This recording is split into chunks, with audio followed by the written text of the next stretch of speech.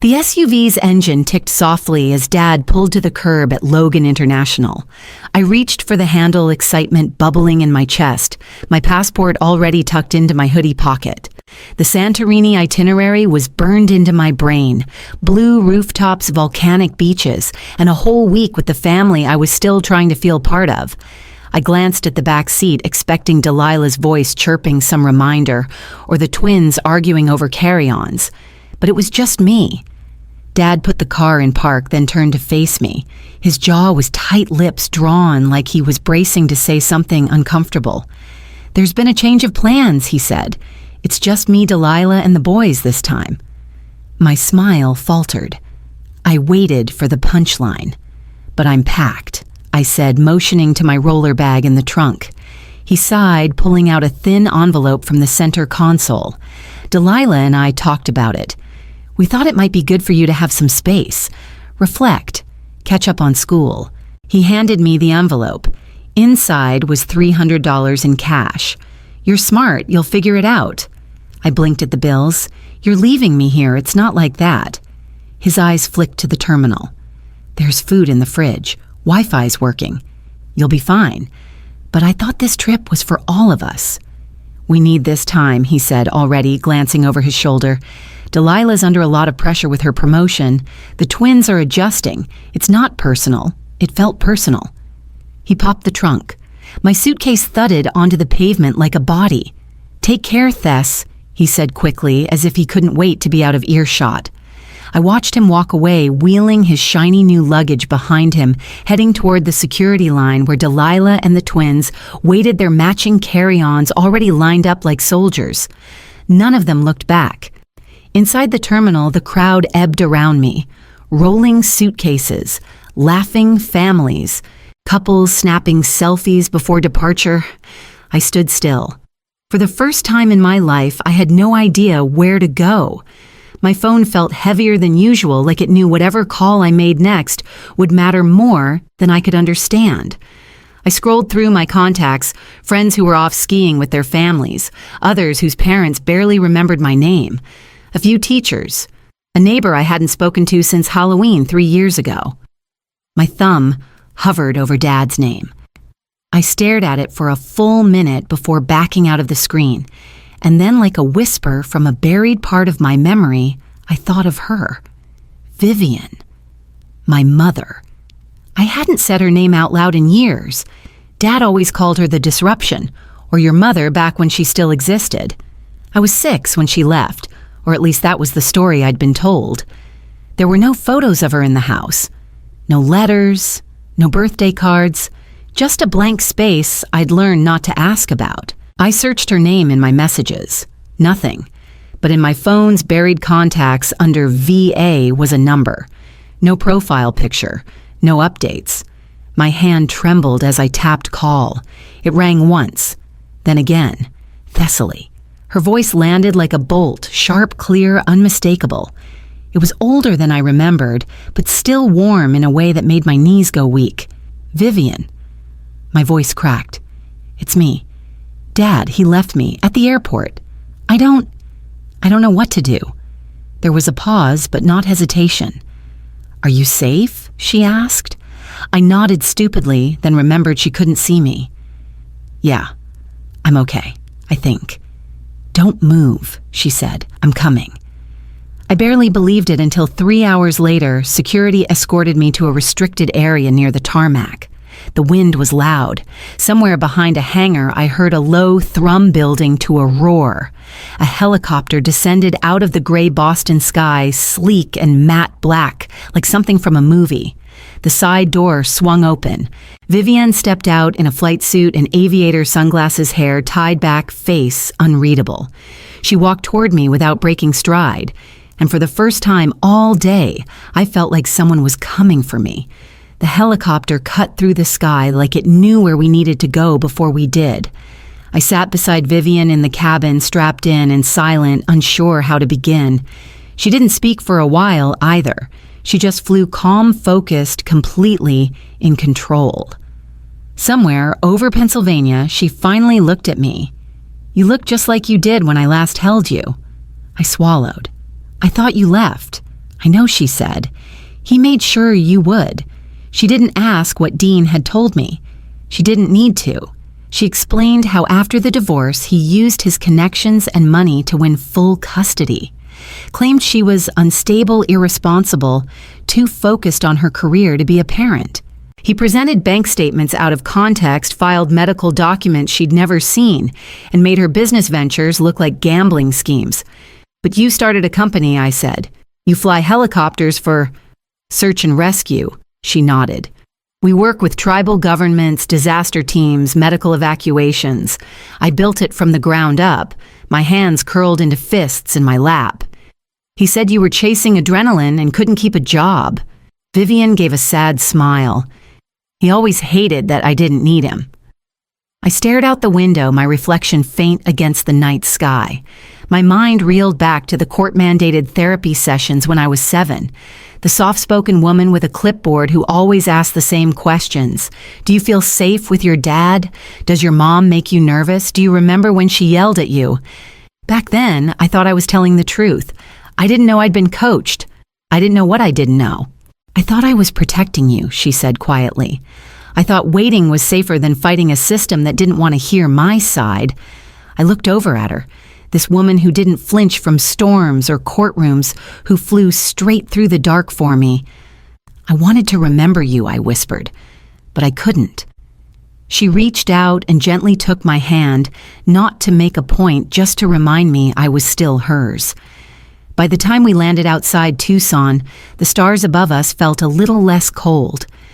Vivian's house sat low and wide in the Arizona desert, framed by red earth and silence. It was simple, modern, but full of light. The air smelled like sage and dust, nothing like the polished, curated stillness of Dean and Delilah's Colonial in Boston. Here the quiet didn't feel cold. It felt earned. She gave me the guest room and let me rest. But sleep never came. My head throbbed with questions, with things I wasn't ready to say out loud. When I finally ventured into the living room, she was sitting at the table with a mug of tea and a worn cardboard box in front of her.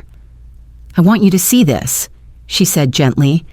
The label on the side read, Letters Returned. I opened the lid and felt the breath leave my lungs. Stacked inside were birthday cards every year since I was 6. Postcards from places I didn't know she'd been. Christmas envelopes sealed with little gold stars. Some had glitter stickers. Others had handwritten messages that must have taken hours. Every envelope was stamped with the same phrase, Return to Sender, no forwarding address. Tucked between the cards were photographs. Me at my 3rd grade spelling bee. On the soccer field in 6th grade, holding a ribbon in a school art show, all taken from a distance, the kind of shots you get when you're standing just beyond the crowd, hoping not to be noticed. I came when I could, she said. I didn't want to scare you, I just needed to see you were okay. I sifted through a small velvet pouch. Inside were 2 bracelets, one silver, one leather. For T+V read the tag. She never gave them to me, I said, voice hollow. None of it. Vivian didn't cry. Neither did I. The pain had crystallized into something colder. It wasn't just that Dean had kept me from her. He had rewritten history. He'd stolen my memories before I could even make them. I closed the box slowly and set it on the floor beside me. Tomorrow, she said we would talk to her lawyer. Dorian arrived just after sunrise, briefcase in hand, eyes calm but sharp. He greeted me like someone who already knew too much, but would never say it aloud. He and Vivian spoke in legal shorthand at first, but then he turned to me and said, If you're ready, Thessaly, we can begin documenting what was taken from you. Taken. The word lodged somewhere deep. We sat at the long kitchen table, sunlight cutting across a stack of papers he unfolded slowly. Custody agreements, visitation clauses, signatures I didn't remember ever seeing. In black and white, Dean had agreed to co-parenting, shared holidays, phone calls, summer weeks. None of that had ever happened. Dorian asked for anything I could recall, small details, inconsistencies. I began to speak, hesitantly at first, then faster memory stitching itself together like a cruel quilt. The Europe trip was never meant to include me. I remembered now that my name wasn't on the luggage tags, how Delilah had avoided answering my questions. There were birthday dinners where no one lit candles for me, insurance paperwork that only listed Dean, Delilah, and her boys. I'd seen it once when Delilah left it on the kitchen counter, and I searched for my name and found nothing. And then the family calendar, color-coded for DT and A. Tyson and Archer the twins, but never Theth. I asked once where my color was, and Delilah said, "Oh, sweetheart, you're flexible." My voice started to crack. Dorian didn't interrupt. He just took notes, nodding like a witness to something long buried. Vivian slid a folder across the table. Inside were scanned copies of every petition she'd filed to regain time with me. Motions unanswered, letters returned unopened. I skimmed the dates. The last one had been filed 3 months before my 13th birthday. I looked up. I thought he just stopped trying. He made sure you thought that, Vivian said softly. Dorian leaned back. "We have more than enough to open proceedings. But this will get ugly, Thessaly. He will try to twist it all." I nodded. Ugly was familiar. What I didn't know yet was whether I could face him without breaking. The key still worked. That surprised me. Dorian stayed behind in the rental car, phone in hand, ready to record anything if needed. I stepped inside alone into the house that used to be mine, though it already felt foreign, like walking into a model home designed to resemble a life that no longer fit. The walls were pristine, the air faintly scented with lavender and something chemical.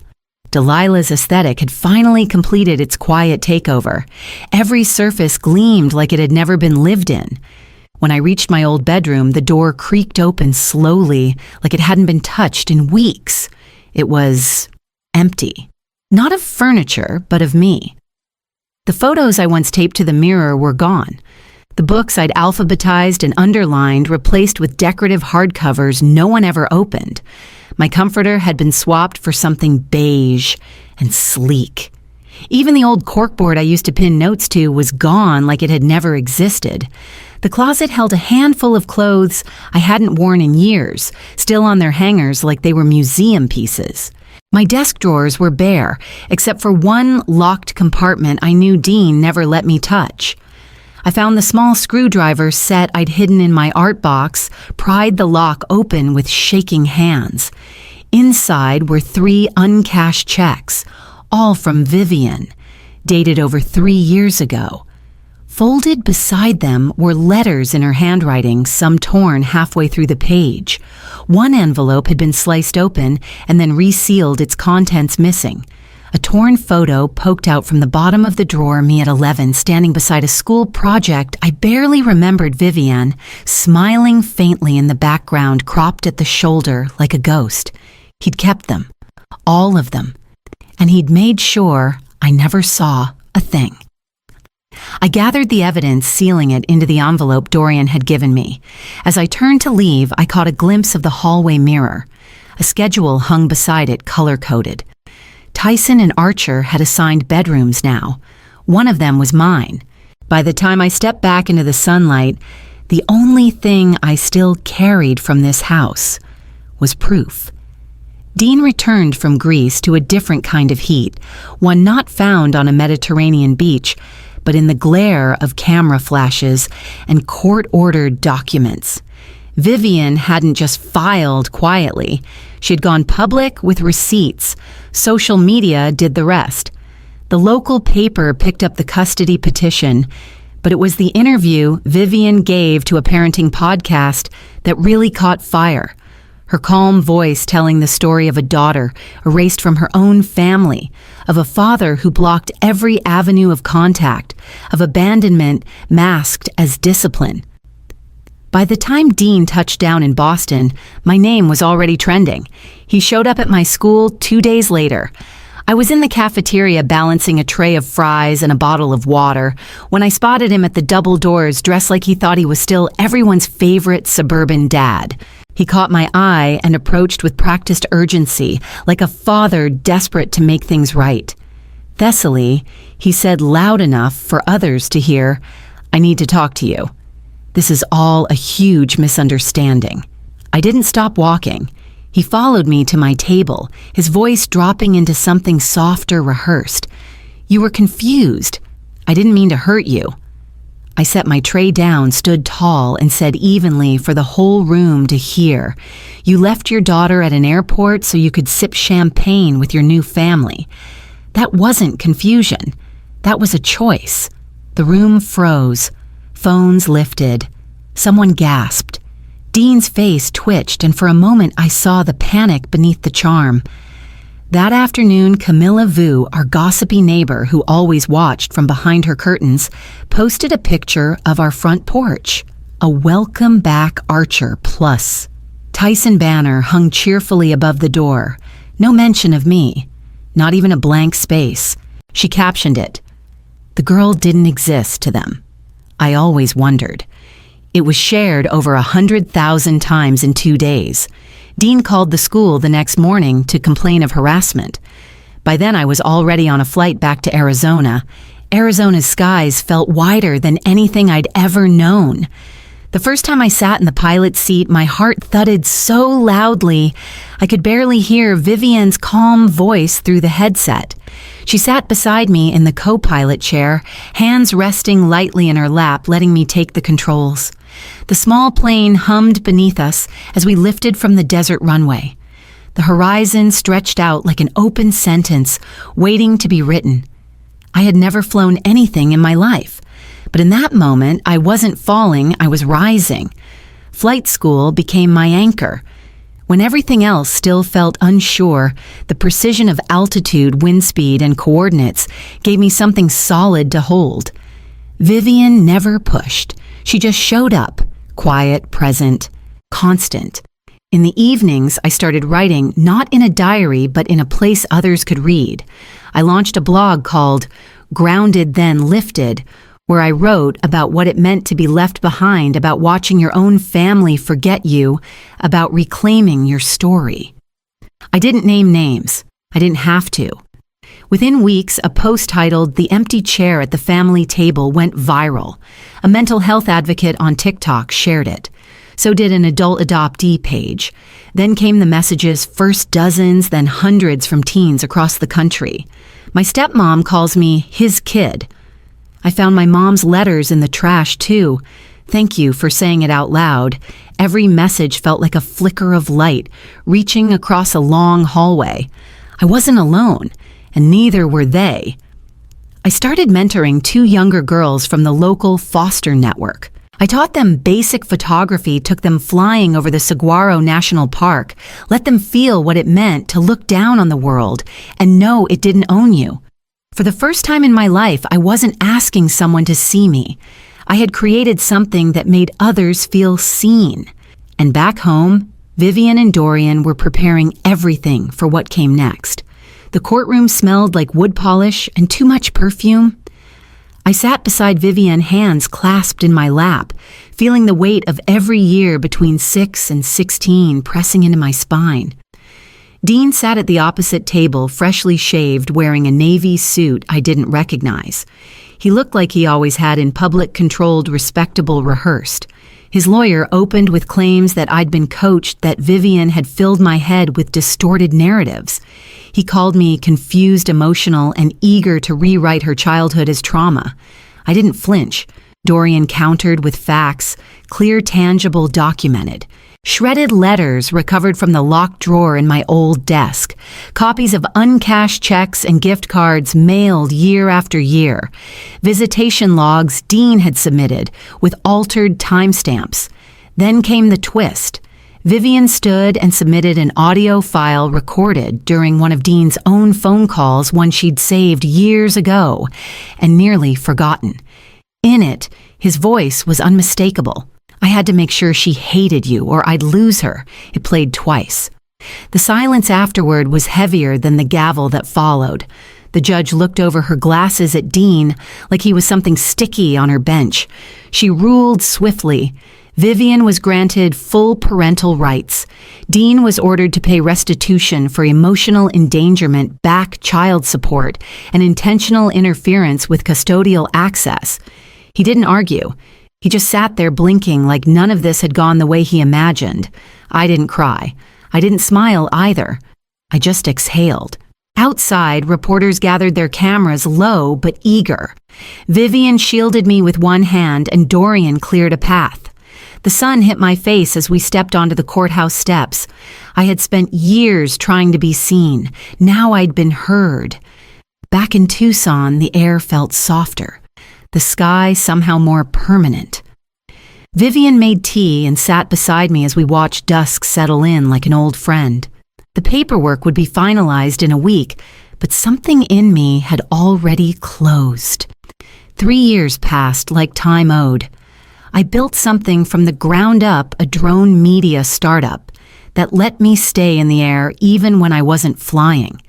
I hired young women, fresh out of community college, many of them the same girls I used to mentor, the ones who never thought they'd see themselves in a cockpit or behind a lens. My blog, Grounded Then Lifted, kept growing, and somewhere between the essays and sky shots, a comment popped up one night from someone named Marco Reyes. He worked at NASA, he said. He'd been following my writing since the post about the empty chair. We messaged, we called, we traded flight maps and survival stories like postcards. Now he stood at the altar, tears in his eyes as Vivian walked me down the aisle. She didn't cry, but her grip on my arm tightened just enough to say, "You are mine, and always were." The reception buzzed with toasts and laughter. Vivian danced with Marco, first insisting tradition could bend. Somewhere between the cake and the speeches, I stepped out for air. That's when I saw him. Dean. Standing just beyond the light at the edge of the lawn. No tie, no glass, no expression, just watching. He didn't wave. I didn't stop. I walked past him like he was another memory, one that no longer asked to be carried. By the time I turned back, he was gone. Later that night, Vivian and I took one last flight together before the honeymoon, a night loop around the city lights glittering below us like scattered gold. I sat beside her in the co-pilot seat, my veil tucked into my jacket, my hand resting lightly on the controls. She didn't say a word. She didn't have to. Her hand found my shoulder as we climbed through the clouds. He left me at an airport. She gave me the sky.